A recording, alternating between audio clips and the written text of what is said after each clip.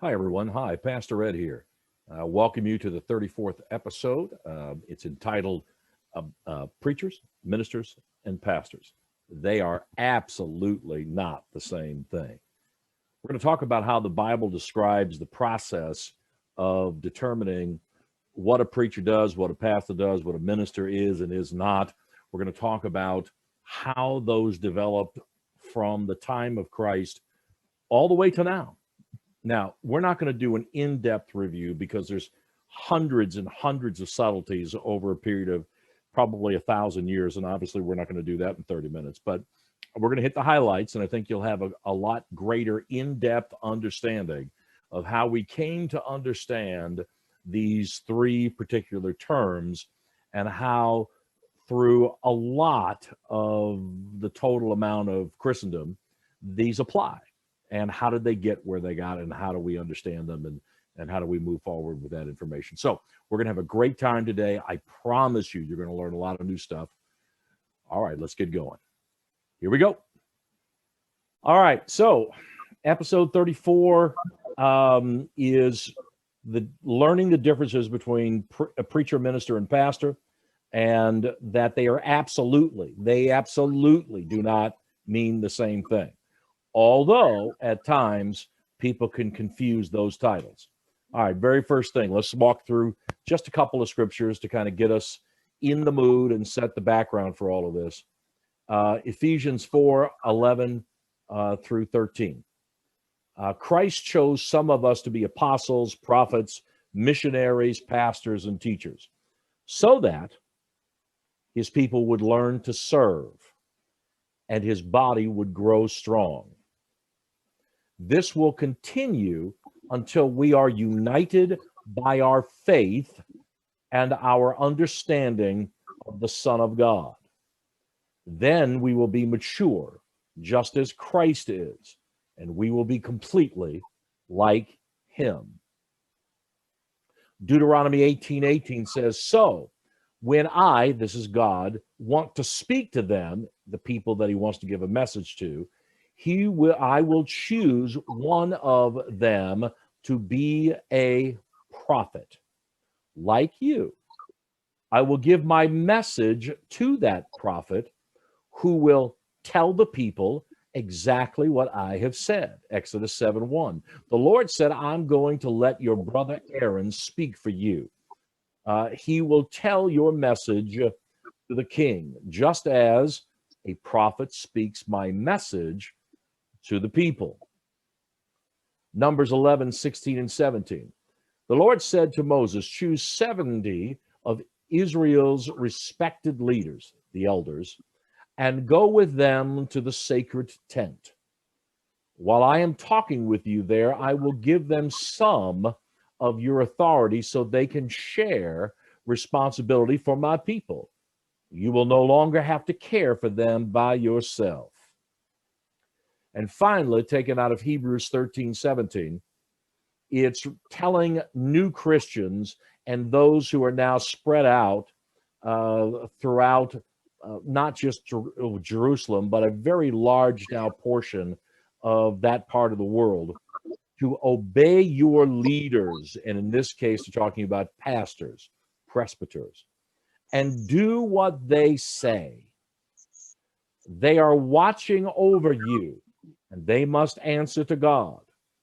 So don't make them sad as they do their work. Make them happy. Otherwise, they won't be able to help you at all. So let's talk about this. First off, we need to get this in our head. There is some romantic nature of what a prophet means. I am here to tell you that the word prophet in both the Old and the New Testament, 95% of the time, only means a preacher. That's all it means. That's all it means. Somebody who's giving a message and interpretation of what God wants to be known.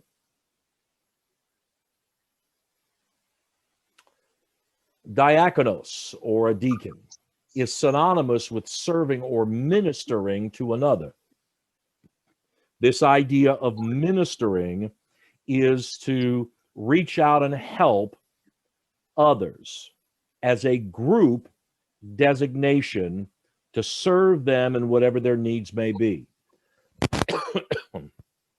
Then, of course, there's presbyter and elder, or as we now have come to know them as a pastor, or if you're in Catholic or Greek Orthodox tradition, priest, is synonymous with leadership. Leadership. Pastor equals leadership. Now, about 2 generations past Jesus, just 2, between 75 and 100. In fact, some of the New Testament writings hadn't been done yet.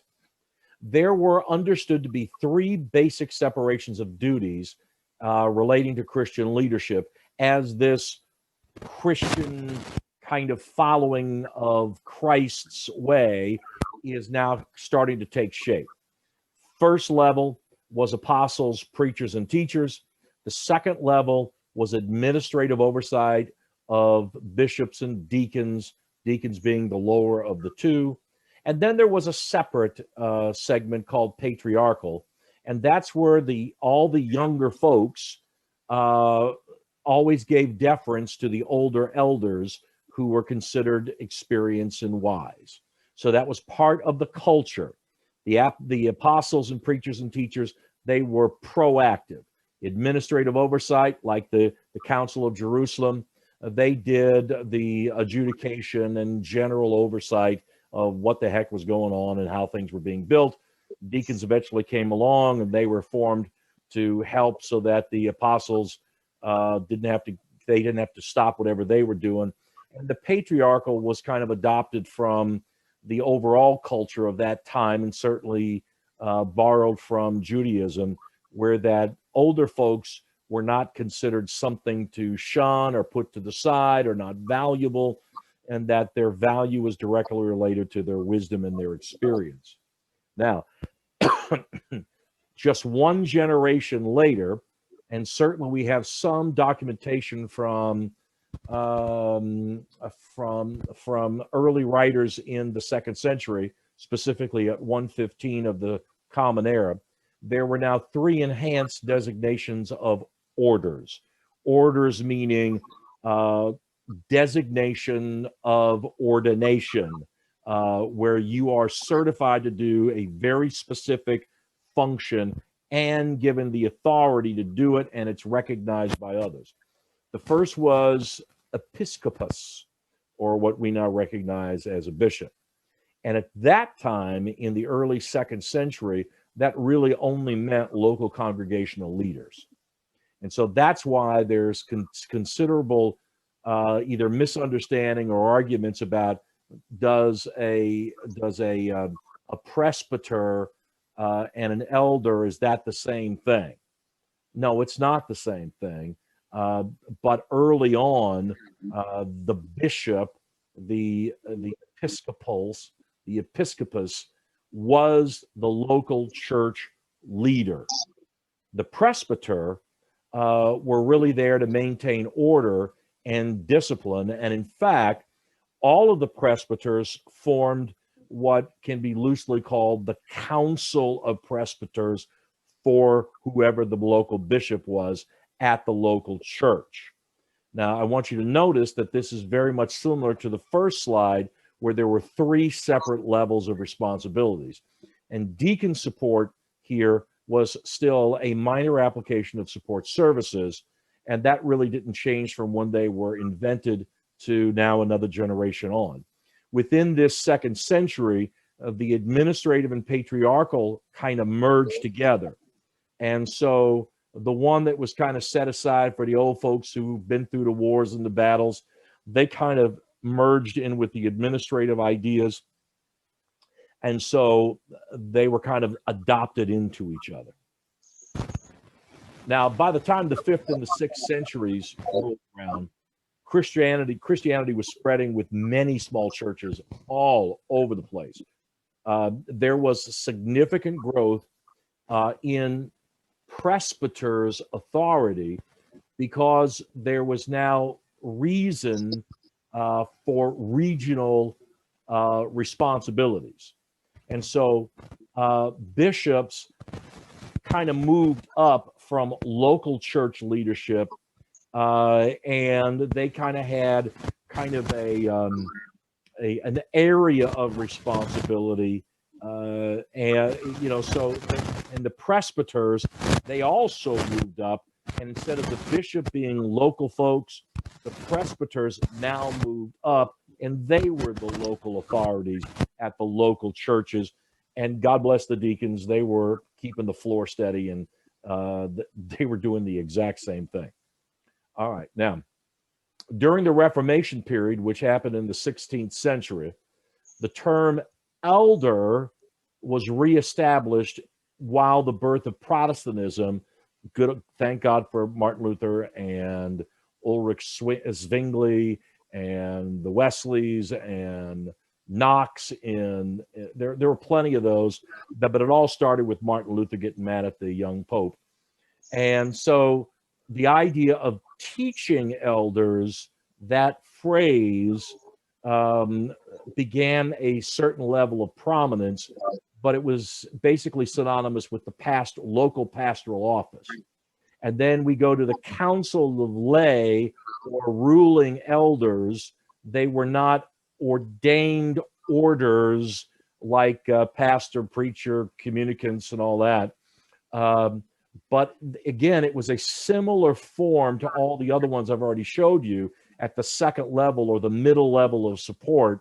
But now it's kind of expanding. So instead of just a person, now you have several people who are part of this board or this council that was helping the teaching elders manage a local church. And again, the deacons, they're the foundation of making sure everything stayed together. Now, after that, later in the Reformation period, John and Charles Wesley arrived at Oxford in England, and the rise of Methodism brought more changes to the understanding and the extrapolation of elders' orders. Bishops were now elected by the members from the elders. And so elders and bishops, again, elders were now individual church or group of churches leadership. All right. And bishops were also elders. They did not carry ordinations for bishops. They never had carried ordinations for bishops. They were simply an administrative function above and beyond the elders. And again, remember, all of these growth patterns, all of these extrapolations of these three basic functionaries here are all based on the growth of church, the growth of congregations, the growth of total numbers of people involved. And of course, now deacons, they're now ordainable, but they're still holding up the bottom, making sure everything doesn't fall apart. God bless the deacons. All right. There are three basic styles of congregational structure as we understand them today. The specific separation of generic church governance goes as follows. And I want you to notice there's always three here. Throughout all of Christian history, there's always basically three generic separations or designations. And so the specific separation of generic church governance has in one application what's called the episcopacy. And that's where they are bishop oriented. Doesn't mean the bishops are, the purpose of mission and ministry. It represents where the administrative guidance starts from.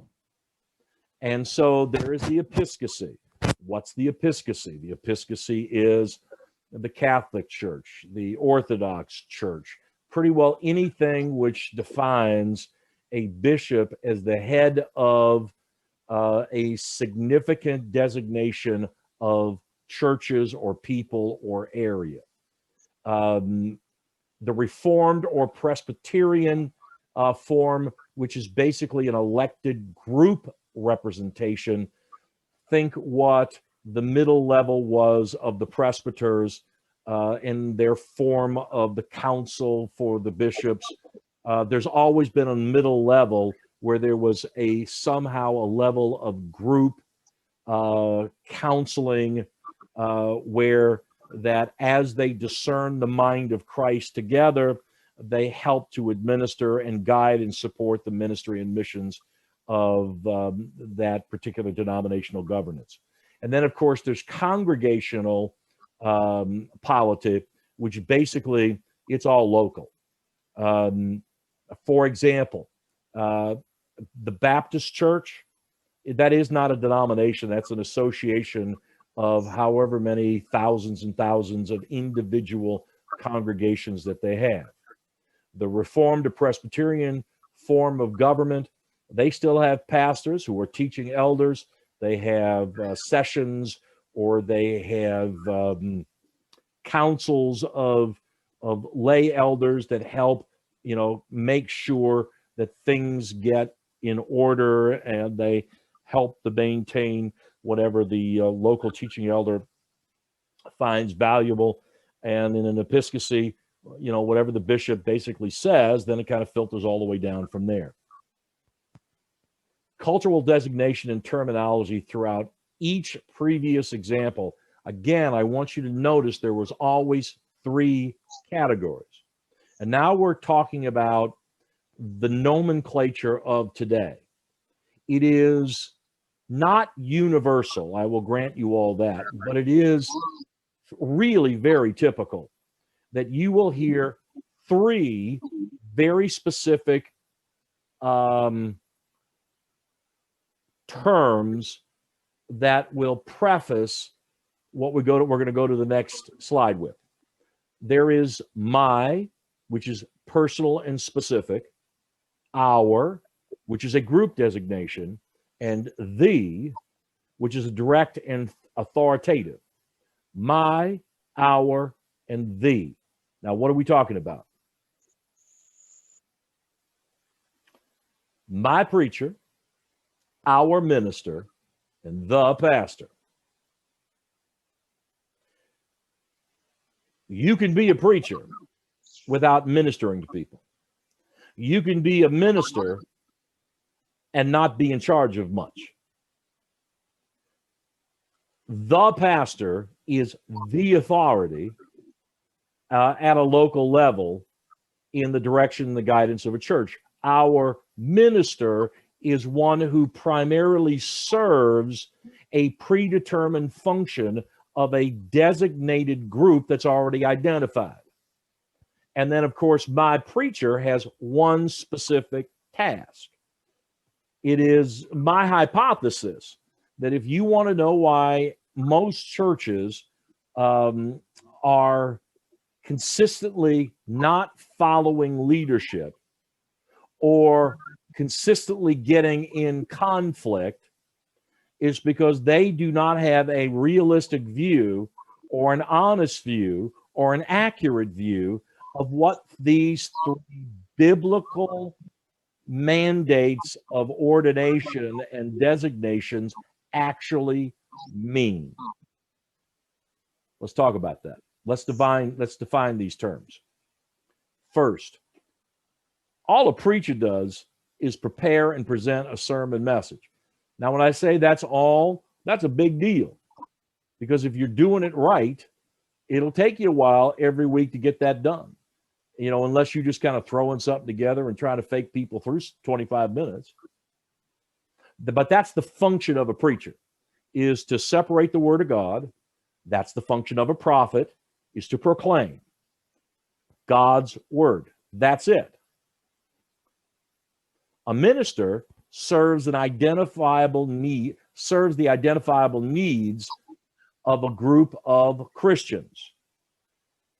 So whatever this, let's say a church says, she's our minister, okay? Now, they could be saying that she's the pastoral leader, but most of the time, they don't think that way. They don't think that's the leader of the church. Oftentimes, the minister, in effect, is working for whatever the church board is. The minister, most of the time, starts as a hireling. And then finally, you have a pastor. And a pastor is the de facto leader of a congregation charged with guiding, directing, influencing, and specifically producing positive outcomes. Now, I will grant you that a lot of non-denominational churches, and maybe not even non-denominational churches, have now kind of adopted this generic pastor. Oh, she's the pastor of our feeding ministry. You know, he's the pastor of our bus ministry. He's the pastor of ordering candy for the 3-year-olds. He's the pastor. Man, you know, people are trying to either set themselves up or they're trying to present this kind of shepherd mentality. And it's far more branding than it is biblical. But those are the three basic terms. So, relative to pastoral responsibility, what does an experienced pastor do? Well, there's 5 basic categories. We're not going to get very specific, but in the slide directly after this one, we're getting very specific, but within all of the stuff you're going to see on the next slide, they all fit within these 5 categories. The first one, a pastor's functionality and responsibility is to cast a vision for the church. If you've got a church that says, we're looking for a brand new pastor or minister to help us implement our vision, I guarantee you they want to hire a minister. They can call him a pastor or her a pastor all day long. They're not following what that guy or girl wants to do or what the guy or girl sees as something reasonable and right. They just want them to manage something. Vision casting is a pastoral biblical function. One of the categories of pastoral responsibility is to be theological and biblical scholarship proficiency. You got somebody that's in that role, they got to know about God. They got to know about the Bible, and they've got to be up to date in the scholarship of both. And that's a responsibility. Now, whether they go to seminary or whether they've learned it, you know, over the last 10 or 15 years, it doesn't matter, but that's a big deal. All right. They got to be a competent worship leader. They also have to be in charge of the generic environment of the church. You know, how do you maintain, how do you develop, how do you sustain a positive, healthy, godly, and a growing environment? And of course, that's not going to be static. That's going to be contextual to pretty well wherever you are. Team building and leadership development. That's a category that a pastor is. And finally, a pastor has to be highly competent in conflict assessment, what's really causing all these problems, how to mitigate it if I can't resolve it.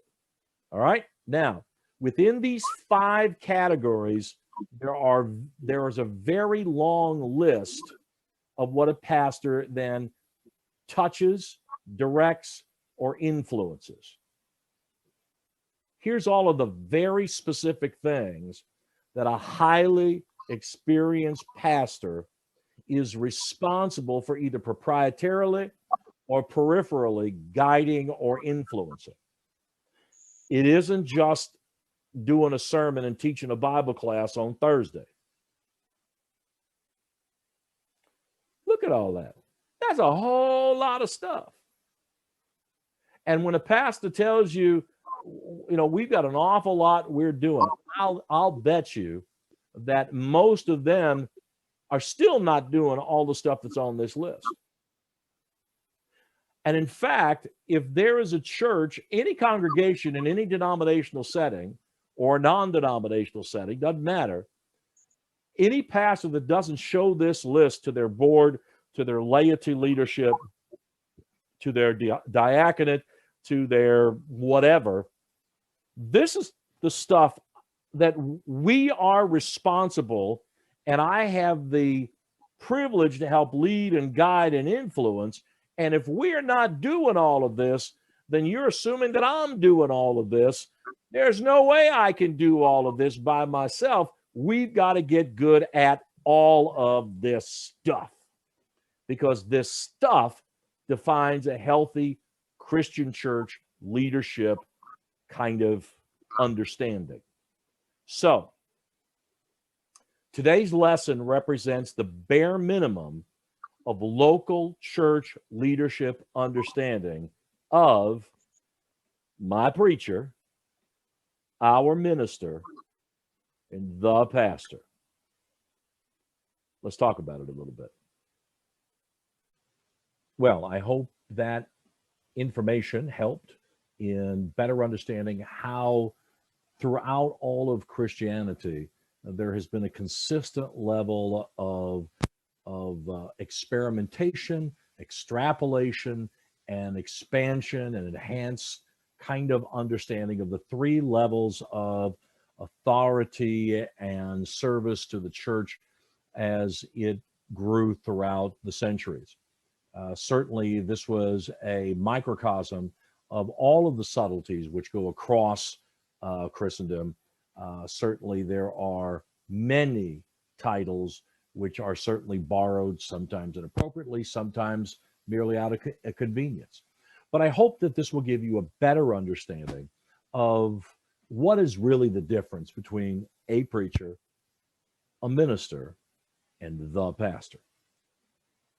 Now, next week is going to be exciting. I think you're going to enjoy that a lot. And we're going to talk about on the same theme of the differences between, three different levels of things. We're going to do the exact same thing next week, except with a different category, and this time with music. What is the difference between a musician, a minister of music, and a worship leader? They're not the same thing. They don't have the same function. And we're going to discuss what those are. It's going to be fun because there's going to be music involved, and I don't want you to miss it. So, again, thank you for being with us for episode 34, and we will see you next week. Oh, by the way, don't forget, right after these goodbyes and amens are done, you will have an opportunity to remind yourself to subscribe to the YouTube channel. Don't forget to check us out on Instagram. And if you would like to follow us, you're more than welcome to. We'd love to have you involved in what we're doing. If you want to partner with us financially, you will see that at the screen at the very end of this. Kind of stop your video, focus your camera on that, and don't take a picture now. Just focus your camera on it, and it'll take you directly to the giving screen. God bless you. God keep you, and we'll see you next week.